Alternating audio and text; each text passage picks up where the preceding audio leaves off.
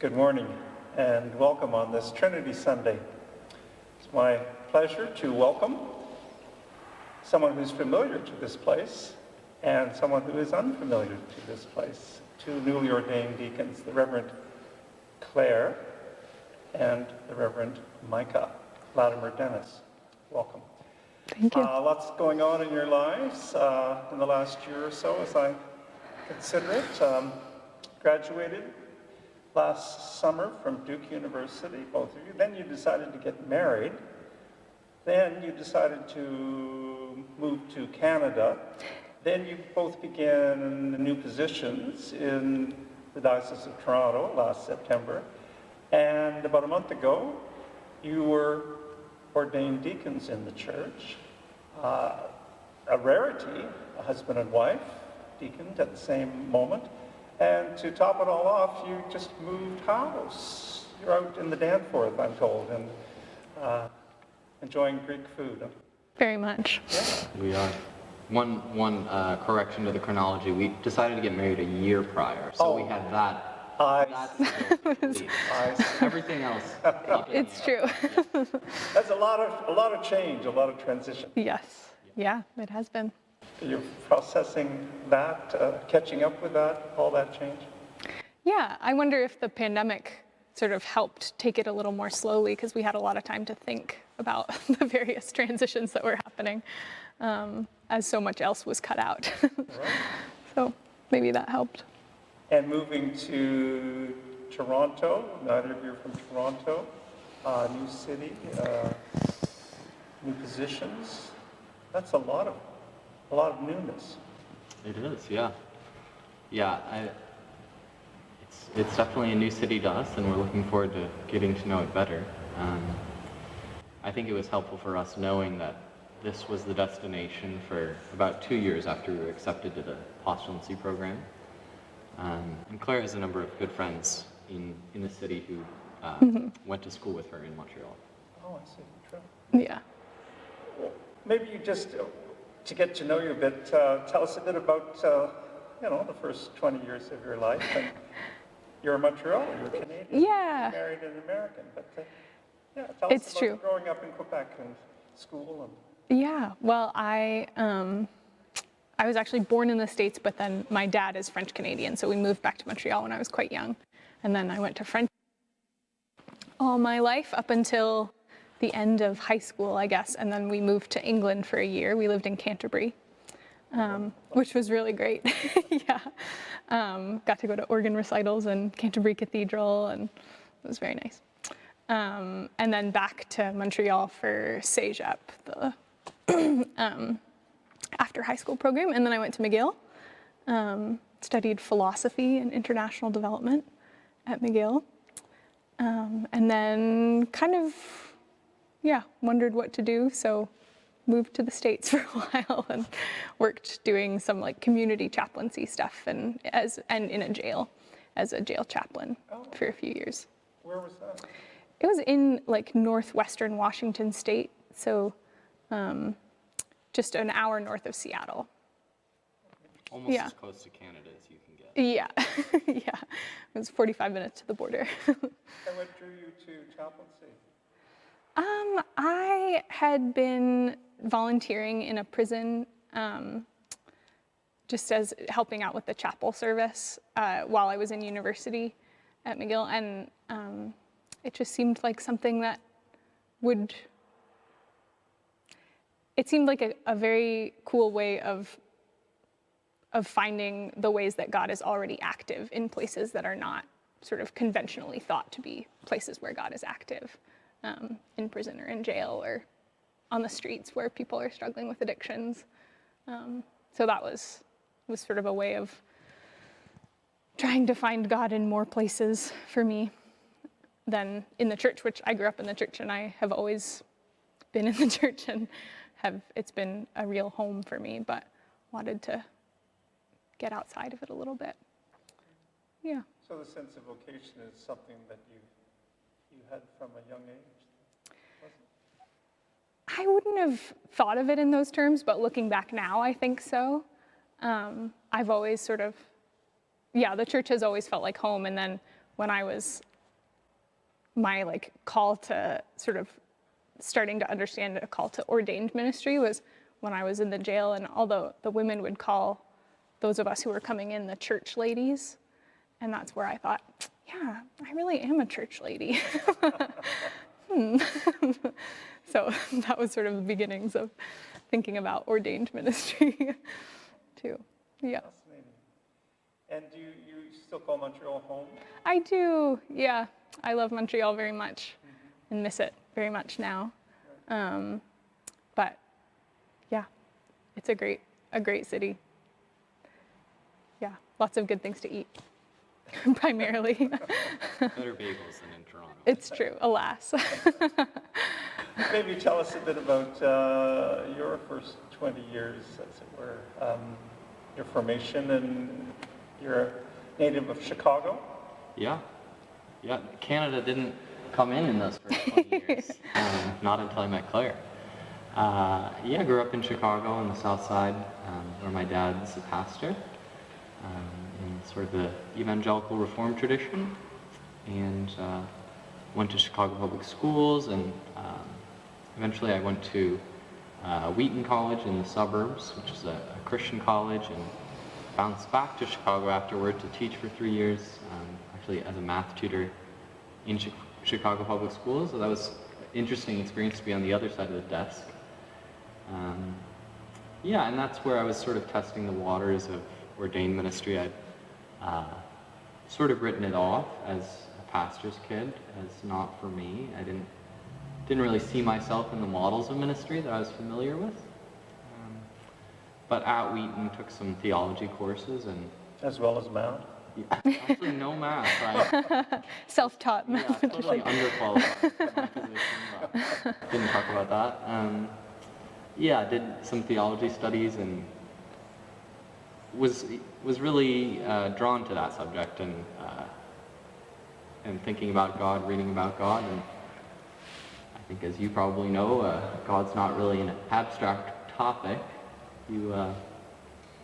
I think I just found myself being involved in more than just kind of that more theoretical study, and became drawn into the life of a local church, and started doing a little bit of ministry there, and then applied to Duke to explore that calling a little bit more, where we met.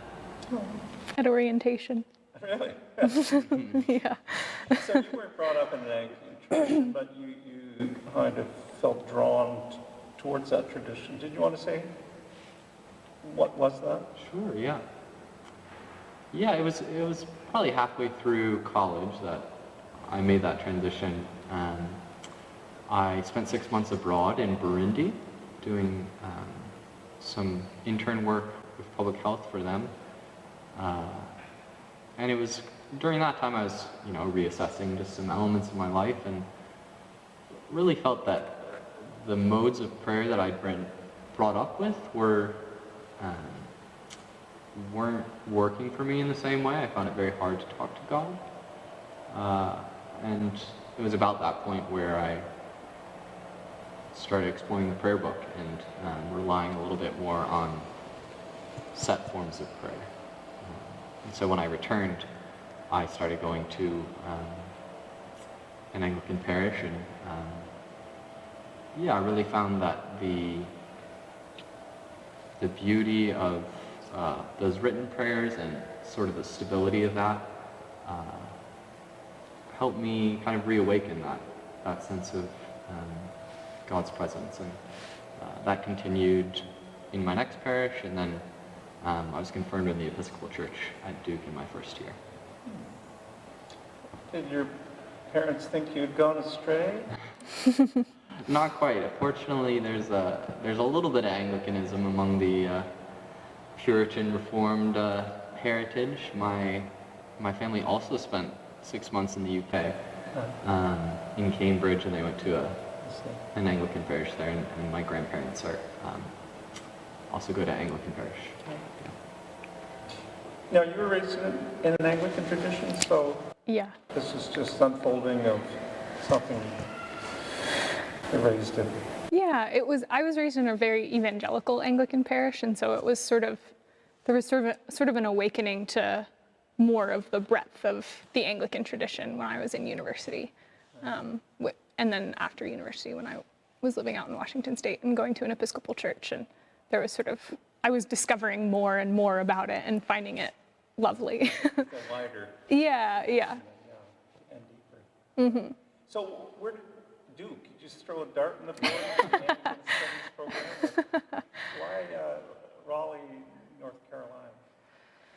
Well, I was in studies program at Duke, so that was sort of what I was thinking about at that point.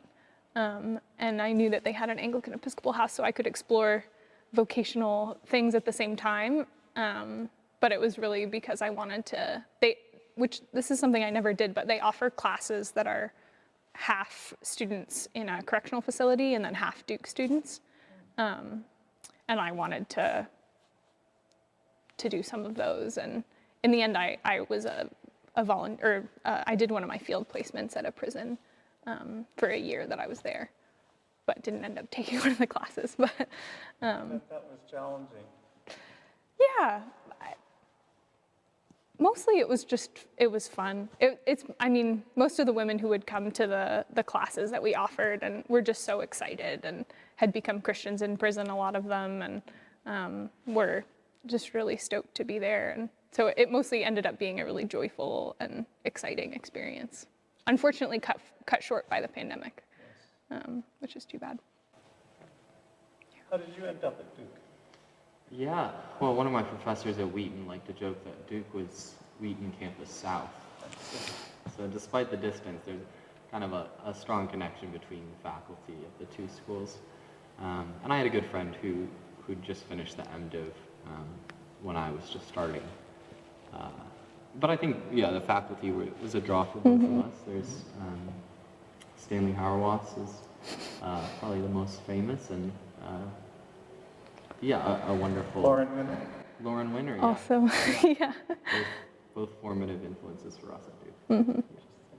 So that's quite a culture change. You're from Quebec, and you're from the cold Midwest of Chicago, and now you find yourself in the historic South. You want to say something about what your insights were moving to Raleigh-Durham and different culture? Yeah. Changes? I think I was surprised by how cosmopolitan and international it feels. Duke really has strong connections with, as a research university, with some of the other research universities in North Carolina and other parts of the world. So, I think some of the things that first come to mind when I think of the South didn't really apply to my experience. The barbecue was definitely better. And the weather? The weather was good except for, May, June, July, August, September, when it was what my friends used to call the swamp. Very humid and very hot. Yeah. There are better biscuits down there too. Yeah. As a Hard- Canadian, how did you experience? Yeah,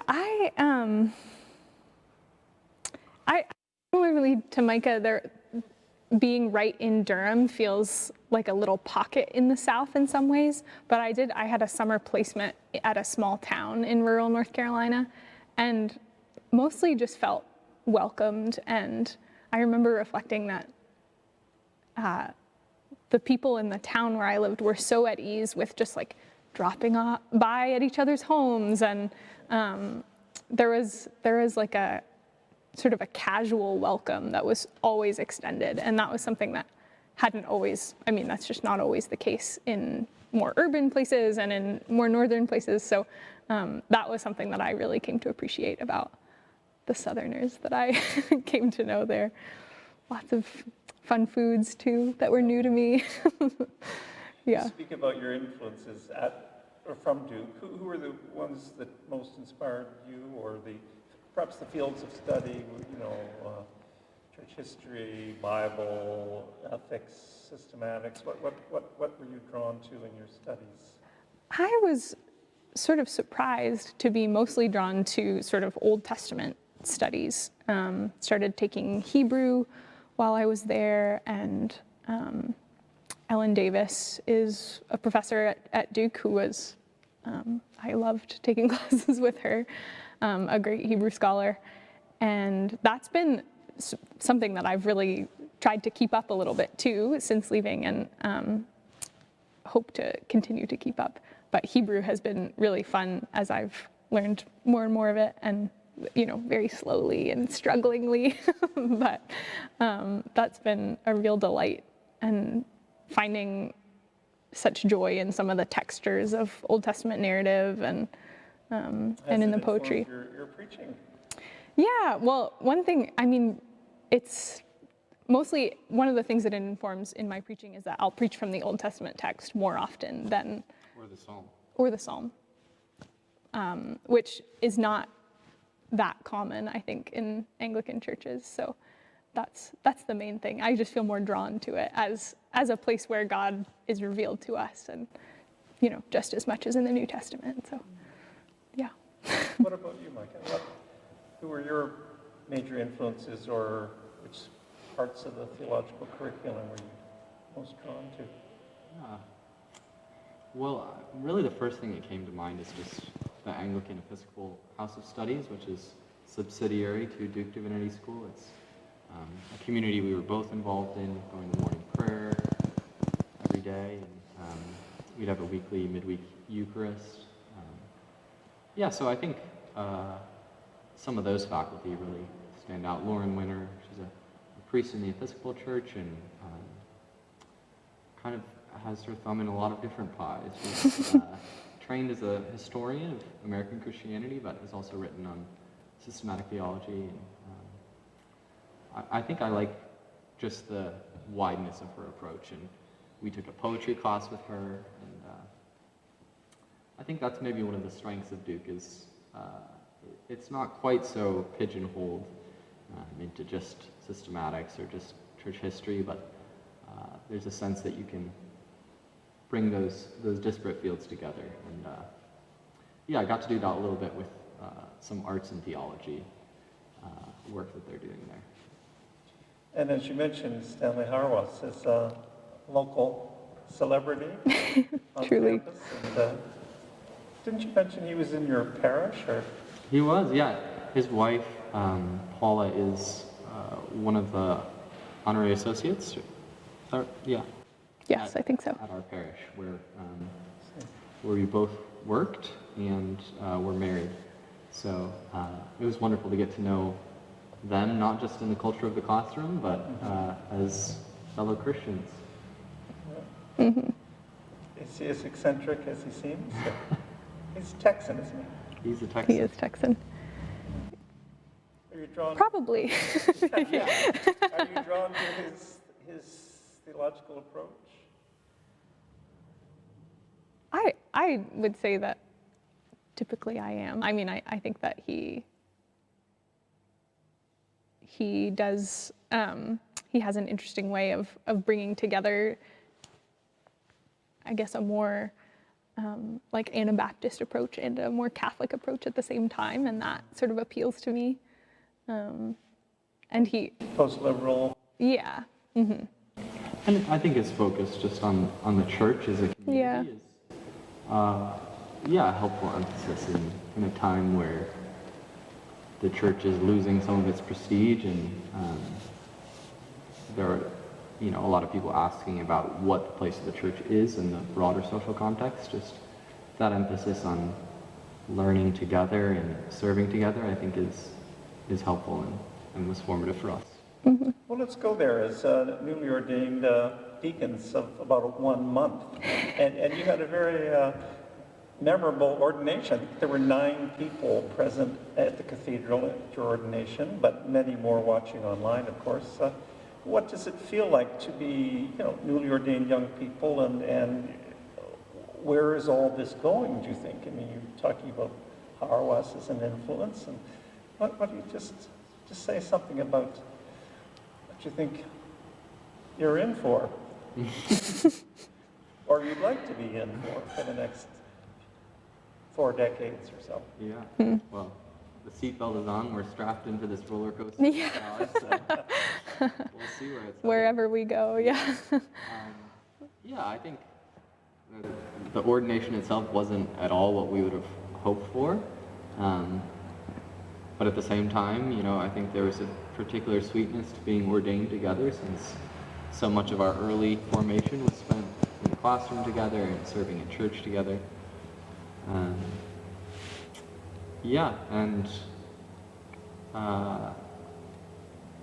don't know if we have a super definite direction, but I think we're both interested in just the renewing work of the Spirit in the church, and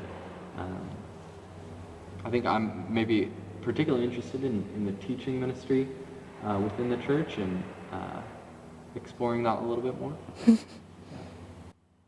And I want everyone to read their Bibles more. But I don't know. I think I feel similarly that I don't know exactly what sort of, even what I would want to, what direction I would want to go in exactly, but I do believe very much in the church's role as like a witness in the world, and the building up of the church is something that I feel really called to, and so I'm excited to be doing that. It seems gracious to me that there are so many different ways of doing that in the church, and there are lots of different opportunities for that. So There are, and particularly I think in a large diocese Yeah. such as this, many different options for going forward. Do you see yourself ever doing even rural ministry, doing a stint in outside an urban area? I would love it. Yeah. Keeping some chickens and, Oh yeah. Mostly sheep. If we could have sheep, I would be so happy. I think your wish could be fulfilled. You gotta minister to the flock. in both senses. The whole flock. Yeah, I would love it. I think You're not frightened by moving out of, we have a number of clergy who may be frightened by that. fair enough. It is, I think, when I lived in Washington State, it was a pretty rural area, and I just found it so lovely. So I've been drawn to that since then, again, to have a little more room and get some animals around, and that sounds very fun to me. Picture's great and small. Exactly. What about you? You're not going with her. No, I'm going with her, but we're gonna have some discussions. Yeah. No, I think it could be an interesting thing to pursue. I'm a city boy, so it would take some convincing. But even being in North Carolina, it was nice to see some of the verdure of the natural world that you don't always get on the south side of Chicago. At some point, you may wish to do some further study. Yeah. Lots of time for that. Mm-hmm. Yeah. So what have you found in your first month of wearing a clerical collar? You've been in lay clothes, disguised Christians for most of your life, and now you're very public Christians. And you're in a big multicultural city. And just in this initial period, have you noticed any reactions to you in the garb you're wearing? I haven't worn my collar around outside the parish very much, but I did bike home in my collar from church one time, and I had a couple people wave at me, which I thought was fun. I wasn't sure what they were. It was nice. I got to say hello to just on the side of the road. But generally, it's... I take that as a good sign. Yeah, I think so too. Yeah, it was lovely. They seemed surprised. But it was fun to... I think I feel like I'm still... Did anyone ask you if you're a nun? Not yet. No one yet. Yeah, I imagine so. No, I think I'm still figuring out when to wear the collar around and when to sort of figuring out all of that, those little questions a little bit. But Yeah, I think going off that, just we are signs of the church now and signs of God's presence in the world, and but sometimes we're not pointing in the way that we want to be. The collar doesn't always say good things because of people's experience. So, yeah, I think that's something I'm still figuring out. Yeah. Has anyone responded in this neighborhood? Just Yeah, people have been friendly. drawn to you or repelled by you? By... I've had some people's eyes sort of glance off me, which I found interesting. But people generally have been, very friendly. Actually, on the day we were ordained, we were wearing collars to the cathedral. Yes. We took the TTC, and we heard someone on his cell phone walk past us, and he said, "Both?" Which I resonated with. That's a surprise for me too. Yeah. I remember when I was first ordained walking down Yonge Street hand in hand with my pregnant wife, largely pregnant wife, and with my collar on and getting some very odd stares on Yonge Street. That was a long time ago. So thank you so much for just being here today on this Trinity Sunday. It's a good thing I haven't asked you to explicate the doctrine of the Trinity for us all. Thank you. I'll leave that to others. But seriously, it's a joy to have you here and welcome you to our diocese, and certainly on behalf of the whole church to the order of the diaconate and all the length and breadth and depth that entails. It's wonderful to have you as part of our clergy staff in this diocese, and look forward to a very rich ministry, which both of you, whether you share it in the country together or whether you share it in different locales. Anyway, God's blessing to you in the name of the Father and the Son and of the Holy Spirit. Amen. Amen. Thanks.